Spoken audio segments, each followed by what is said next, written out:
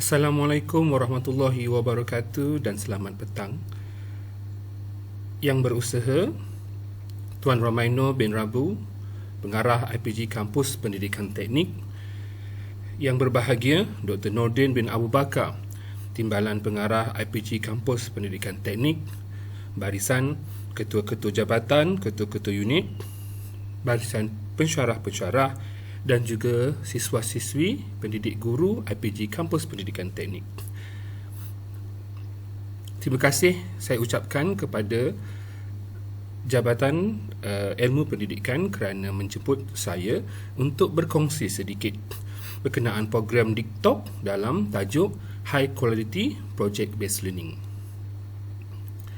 Sebelum kita meneruskan kepada intipati apa itu High Quality Project Based Learning, kita lihat dan kita tengok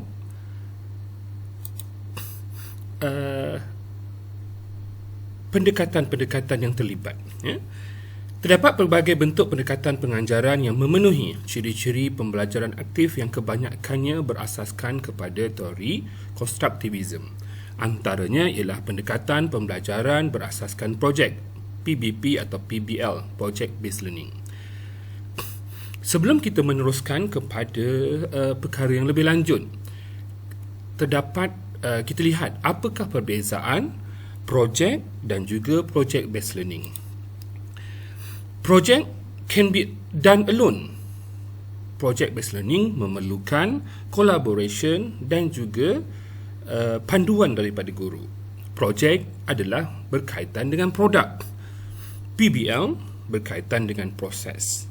Project adalah teacher directed dan project based learning adalah student directed. Project adalah lack real world context. Project based learning adalah based on real world experience. Project occur after the real learning. Project based learning, real learning occur after the project. Dan terakhir sekali, all project have the same goal, manakala project based learning, student choice to determine the outcome. Kalau kita lihat secara asasnya di sini, project based learning banyak berpandukan kepada pembelajaran pelajar, berpusatkan pelajar. Jadi, apa itu PBL dan kemudian apa itu HQPBL? Kita lihat definisi dia.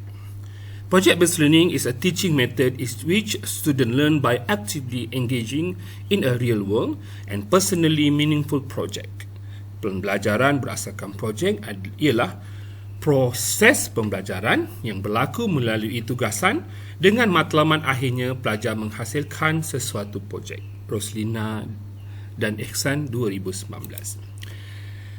Pendekatan PBL ini juga merupakan satu pendekatan alternatif pilihan yang tepat serta sesuai diaplikasikan dalam bidang pendidikan, terutamanya dalam pendidikan, sains, teknologi, engineering and maths, STEM, daripada Sihan, Koprako 2015, Koprako and Koprako 2015, Nasrul dan Muhammad Salim 2018.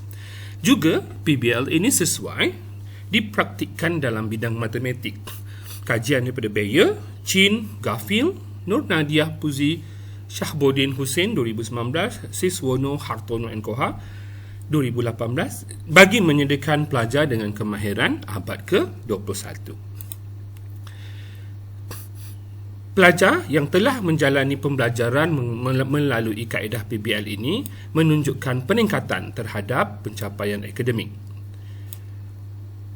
peningkatan terhadap perspektif dan sikap terhadap matematik, kajian-kajian mereka, peningkatan terhadap persepsi terhadap STEM, juga peningkatan terhadap literasi statistik mereka dan meningkatkan kemahiran belajar kendiri. PBL merupakan kaedah pengajaran berpusatkan pelajar yang dianggap relevan dengan pendidikan pada abad ke-21 ini. Lemmer and Mergendola 2010. Senario dunia hari ini telah berubah, di mana kecemerlangan akademik bukan satu-satu ukuran kepada kejayaan seseorang.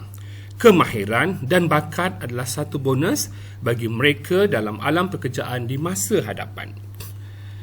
Jurang di antara pengetahuan dan kemahiran yang diperlukan oleh majikan, komuniti dan pasaran kerja pada abad ke-21 terhadap pengetahuan dan kemahiran pelajar masa kini tampak lebih jelas. Partnership of 21st Century Learning 2015. Sebelum kita pergi ke lebih lanjut, kita tengok sejarah Project Based Learning di Malaysia.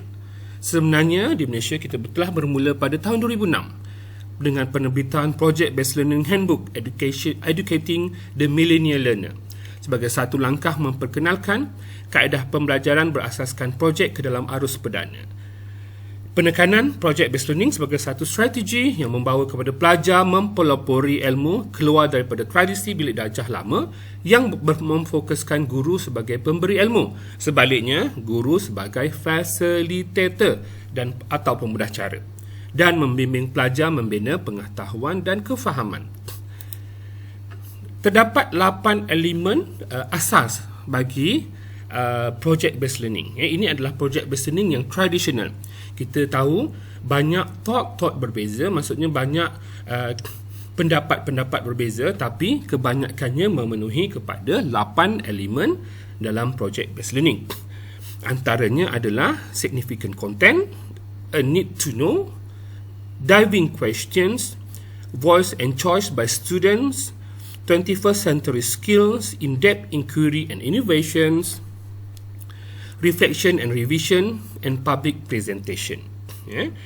Kita ada 8 elemen-elemen. Nanti kita akan lihat untuk high quality project based learning, apakah elemen-elemen yang terlibat. Okey, ini adalah sedikit huraian dan butiran berkenaan dengan elemen yang terlibat. Significant content, content standard, significant academic relevance, driving questions, establish learning goals, start with the end in the mind, know distinct cause of learning, student voice and choice, student choose to direct of their learning, responsible autonomy learning, student-centered learning, inquiry and discovery. And then develop 21st century skill, collaboration, communication, technology reach, presentation skill, critical thinking, knowledge management, intelligent and listening, inquiry innovation, instructor facilitated, meaningful learning, define concept, productive shapes, feedback and revision, access, redirect, rethink, enforce, success, and last one is a publicity, present product, publicly present product, real world competence, demonstrate outcome, learning ownership. Kita boleh lihat klip video ini bagi menambah baik pengetahuan berkenaan dengan elemen-elemen yang terlibat. Selamat menonton. Hi, this is Justine Lombardi, e-learning team at NERIC, and this is Elements of Project-Based Learning for Blended Teachers in less than 3 minutes. The sources for this video will appear at the end. Project-based learning is learning by doing. Students think deeply about a challenge or big question and then work as a team to develop their own solutions. Let's take a look at the 8 elements of project-based learning. And by the way, this varies from model to model of project-based learning, but these are the ones that I've found useful in my own teaching practice. The first element is challenge and accomplishment. We ask students to answer a big question or problem, and then they use design and computational thinking to develop a solution. The second aspect is authentic. We relate the challenge to the real world, and we ask ourselves, who outside of school cares about this and why? The third aspect is sustained inquiry. This is more than just a Google search and can include a research, but is much more than that. We want to help students hone their questioning skills as a first step, and then follow that with expert interviews, surveys, experiments, readings, and fieldwork. The fourth element is student agency. We want to give students voice and choice in how they go about their learning and creation of their project, and how they represent their learning at the end of the project. The fifth element is critique and revision.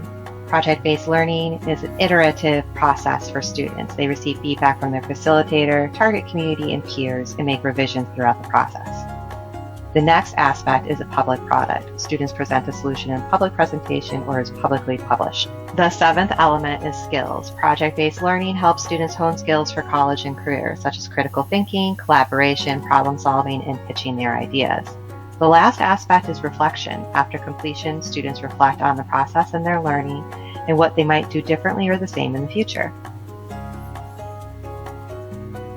My sources for this video were gettingsmart.com, pblworks.org, hqpbl.org, and Reinventing Project-Based Learning by Susie Voss. Berikut begitulah tadi penerangan sedikit video berkenaan dengan elemen-elemen yang terlibat dalam traditional project-based learning. Project-based learning juga kita ada karakteristik yang tertentu. Kita ada 7 karakteristik yang kebiasaan yang diimplementasikan ke dalam project-based learning. Yang pertama adalah student at the center of the learning process. Yang kedua, project focus on importing learning objective that are aligned with the standards. Ketiga, project involve ongoing and multiple types of assessment. The project have real applications. Student demonstrate knowledge through a product of performance. Technology supports and enhancing student learning. Dan yang terakhir sekali adalah thinking skill are integrate to the project work. Di Malaysia, kita ada sebelum ke Malaysia, kita tengok dulu menurut Tokum et al. 2003, projek-based learning yang dianggap berkesan mempunyai ciri-ciri yang berikut. Berpusatkan pelajar supaya keinginan pelajar untuk belajar itu dapat ditunjukkan. Pelajar melibatkan diri secara optimum dalam setiap disiplin, menggalakkan pelajar untuk mengkaji dengan mendalam masalah yang dihadapi, memerlukan pelajar menggunakan pelbagai alatan dan kemahiran dalam menyelesaikan masalah, menghasilkan satu produk yang berguna dan dapat menyelesaikan masalah, mempunyai penilaian berasaskan prestasi dan menggabungkan kemahiran komunikasi yang tinggi, memimpin pelajar ke arah belajar yang dapat berkolaborasi dengan baik dalam kumpulan kecil dan besar. Kita juga ada ciri-ciri yang dikeluarkan oleh pengkaji Malaysia. Kita ada Misbah daripada Misbah Hassan 2015. Dia menyenaraikan 11 ciri umum PBB. Pembelajaran berdasarkan projek. Yang pertama, guru membina aktiviti projek yang autentik yang mencabar minda pelajar. Guru menyediakan pelbagai aktiviti projek untuk menanangi kepelbagaian pelajar. Pelajar diberi autonomi memilih rakan di dalam kumpulan serta aktiviti projek yang diminati bertujuan untuk meningkatkan motivasi dan menghargai bakat pelajar. Pembelajaran projek pelajar dilakukan dalam kumpulan kecil 4 hingga 5 orang supaya pelajar boleh berkolaborasi, berkomunikasi dan menjalankan pelbagai peranan atau multitasking. Guru bertindak sebagai fasilitator untuk memberi bimbingan pada peringkat awal, scaffolding dan menjadi rakan kongsi kepada pembelajaran pelajar. Pelajar menggunakan kemahiran berfikir secara kreatif, inovatif dan inventif untuk mencipta produk sebagai bukti pembelajaran telah berlaku. 7. Guru memperuntukkan masa yang mencukupi, sekurang-kurangnya 4 minggu untuk menjana pemikiran kreatif dan inovatif. 8. Pelajar akan menggunakan kemahiran berfikir aras tinggi ketika mempersembahkan tugasan projek dan menjawab soal rakan pada akhir sesi pembelajaran projek. Pelajar melakukan refleksi kendiri. Seterusnya menjalankan penambahbaikan terhadap produk projek mereka. Pembelajaran projek merupakan pembelajaran yang bermakna kerana berpusatkan pelajar. Pelajar bertanggungjawab sepenuhnya kepada pembelajaran mereka. Dan terakhir sekali, penilaian PBL ataupun PBP adalah secara berterusan dari peringkat pemberian tugasan hinggalah persembahan produk projek. Penggunaan rubrik adalah lebih sesuai untuk menilai pelajar berbanding ujian kertas pensel sebagaimana kaedah konvensional. Sekarang kita dah lihat secara kasarnya apa itu project based learning. Tapi apakah itu high quality project based learning, HQPBL? Ya, HQPBL, bagaimana terbitnya HQPBL adalah daripada inquiry, daripada kajian beratus orang guru, ya, dan diproses kemudian diperlihatkan kebaikan atau kelebihan HQPBL. Dia hanya bukan melihat daripada sisi guru, tapi juga bertanyakan kepada pelajar apa kemahuan dan kehendak untuk diletakkan dalam elemen-elemen dalam high quality project based learning. Rangka kerja pembelajaran berasaskan projek HQPBL berkualiti tinggi dibina dengan menggambarkan project based learning dari segi pengalaman pelajar belajar dan bertujuan untuk menyediakan satu panduan kepada pendidik di seluruh dunia untuk menghasilkan seterusnya menggunakan projek-projek yang berkualiti tinggi. Kerangka kerja ini dihasilkan dengan gabungan kerjasama pendidik dalam dan luar negara. Perancangan kerangka ini adalah berdasarkan pengalaman dan pengetahuan pendidik semasa melaksanakan PBP pada pengajar mereka di dalam kelas. Daripada dapatan-dapatan tersebut, maka terhasillah 6 elemen melalui framework of high quality project based learning. Yang pertama adalah intellectual challenge and accomplishment. Yang kedua adalah collaboration. Yang ketiga adalah authenticity. Yang keempat adalah project management. Kelima adalah reflection, dan last sekali adalah public product. Kita akan lihat satu persatu intipati bagi kesetiap elemen-elemen yang diletakkan dalam kerangka kerja high quality project based learning. Kita tengok yang pertama. Cabaran intelek dan pencapaian akademik. Student learn deeply, think critically and strive for excellence. Penekanan kepada pemikiran yang mendalam dalam intelektual sangat ditekankan kepada pelajar. Ia selaras dengan pemikiran act of thinking daripada John Dewey yang menekankan pembelajaran menerusi pembelajaran aktif.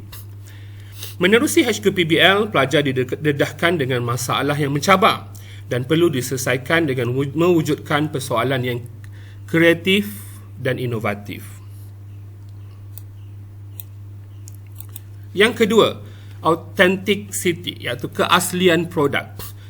Student work on project that have a meaningful and relevant to their culture, their life and their future. Projek pelajar adalah projek yang bermakna, relevan terhadap budaya, kehidupan dan masa depan mereka.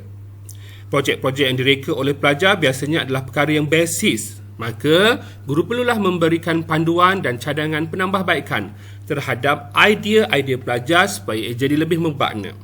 Terdapat kajian yang menyatakan sekiranya guru memberikan bimbingan, ia akan meningkatkan bukan sahaja motivasi, malah pencapaian akademik dan juga kemahiran literasi mereka. Daripada J. Brophy 2013. Elemen yang seterusnya adalah elemen produk awam.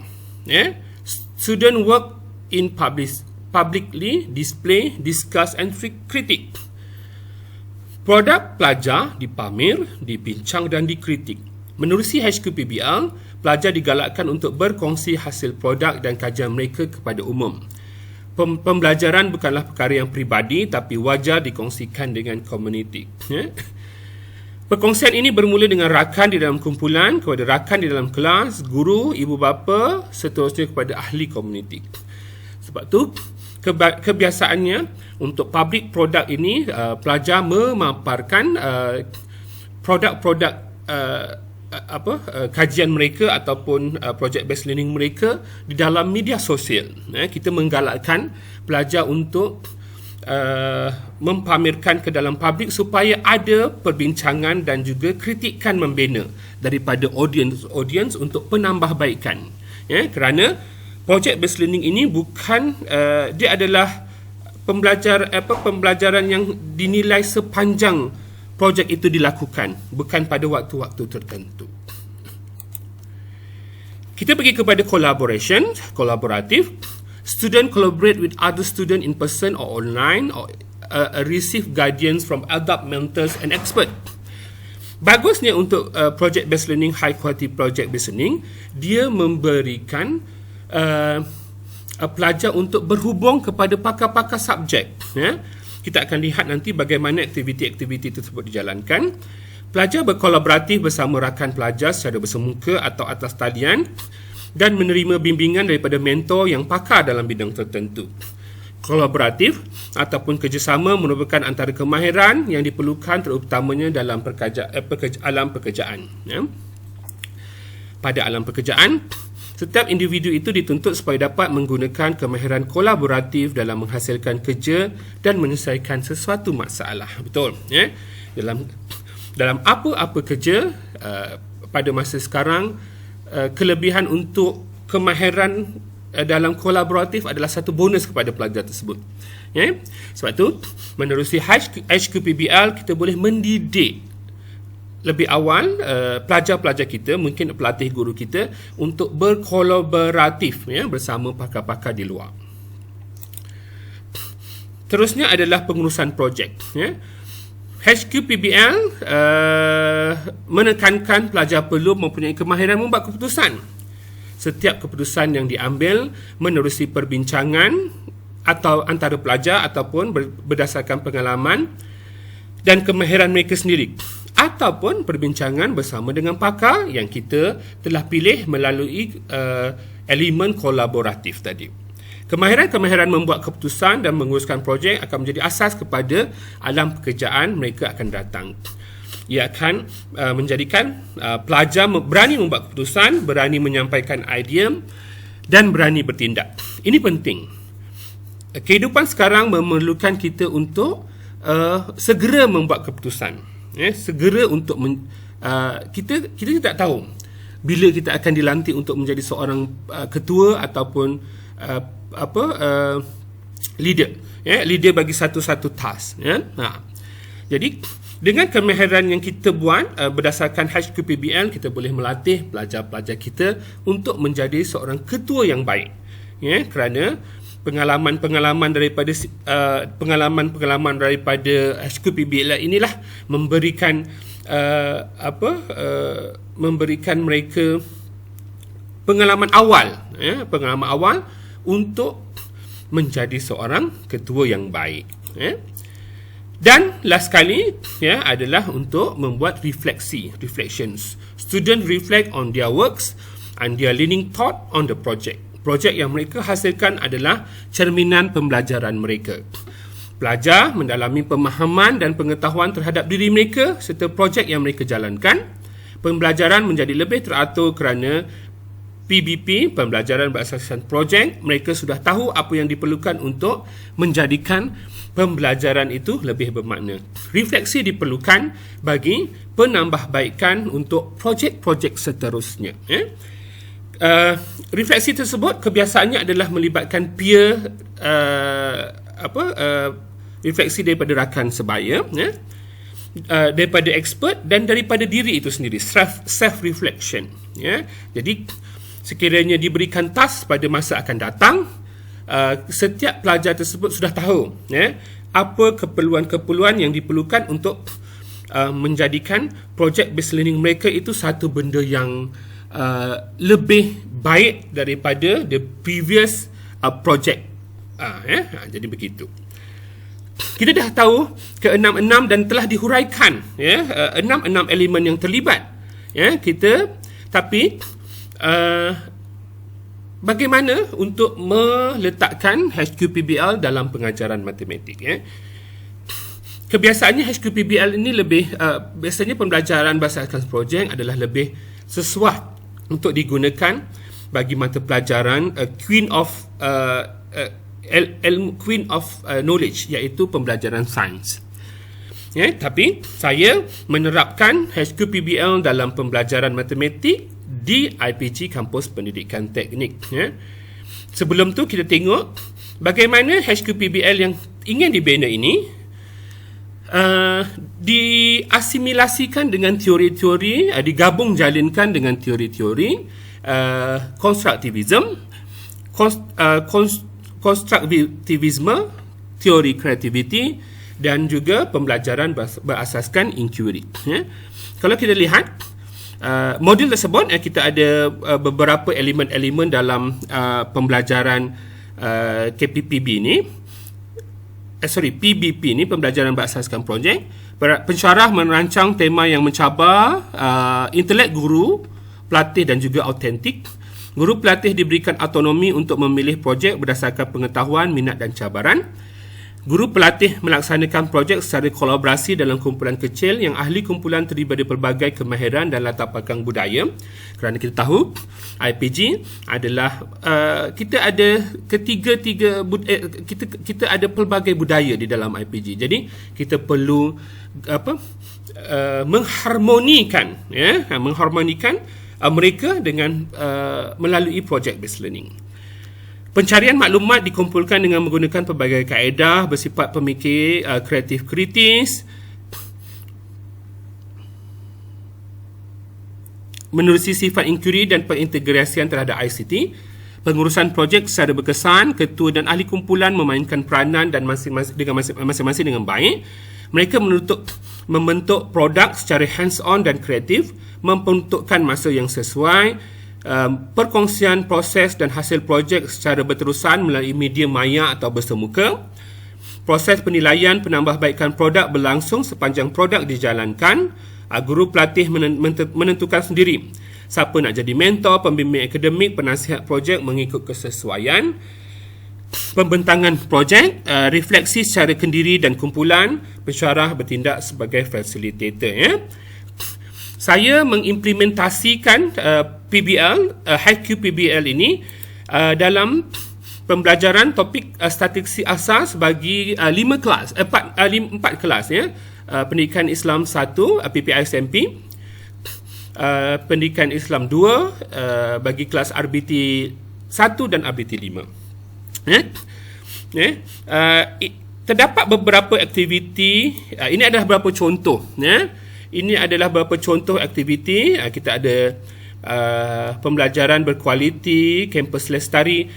Untuk projek saya melibatkan eco lestari, eco campus. Jadi tema-tema yang diterapkan dalam project based learning ini perlu dipilih oleh pensyarah, dan pelajar sendiri akan memilih apa keperluan untuk dimasukkan di dalam tema. Contohnya kat sini ada pelaporan, kita ada aktiviti cafe hipster, kita ada aktiviti siapan Twitter, kita ada aktiviti bilik mesyuarat, kita ada aktiviti influencer, kita ada aktiviti power poster. Maksudnya pelajar-pelajar ini dia mempelajari statistik asas. Saya tidak memberikan spesifik, kita belajar menerusi projek. Di hujungnya mereka akan menghasilkan produk iaitu power poster. Power poster bagaimana untuk melestarikan kampus kita, kampus IPG pendidikan teknik. Saya berikan contoh sedikit. Ini adalah rakaman aktiviti bagi siapan Twitter.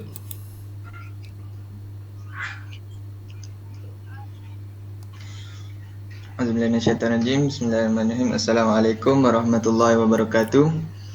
Hari ini kumpulan kami iaitu mata-mata akan memilih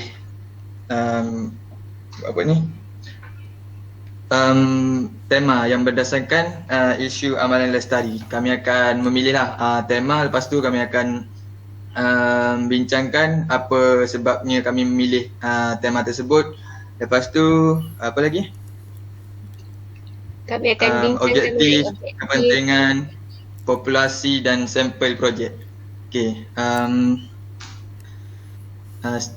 Jadi tanpa melengahkan masa, mari kita bincangkan. Pertama sekali saya buka Saya akan tanya tentang tema. Okay. Korang kena jawab lah tau. Sebelum korang jawab, korang kena angkat cawan dulu. Lepas tu minum. Tak ada gurau. Angkat cawannya. Okay. Jadi pertama sekali kita pergi kepada tema. Berikut adalah perbincangan antara pelajar kerana pada masa ini pembelajaran adalah secara atas talian. Bagusnya HQPBL ni kita memberikan sepenuhnya kepada mereka untuk berfikir.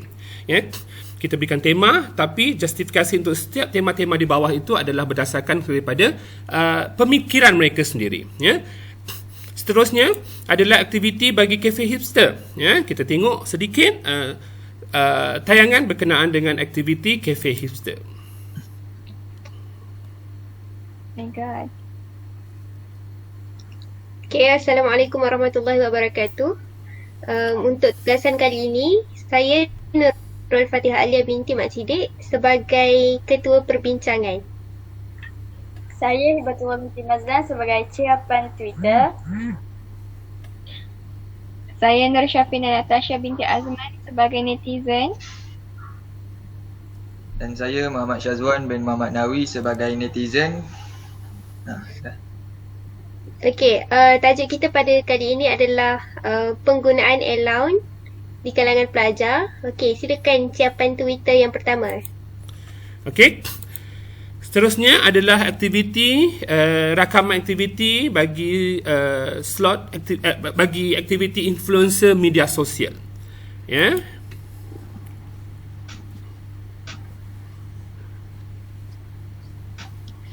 Bismillahirrahmanirrahim. Assalamualaikum warahmatullahi wabarakatuh. Kami kumpulan Larry Plankton akan mempersembahkan graf-graf yang telah kami lakarkan berdasarkan soal selidik kami yang bertema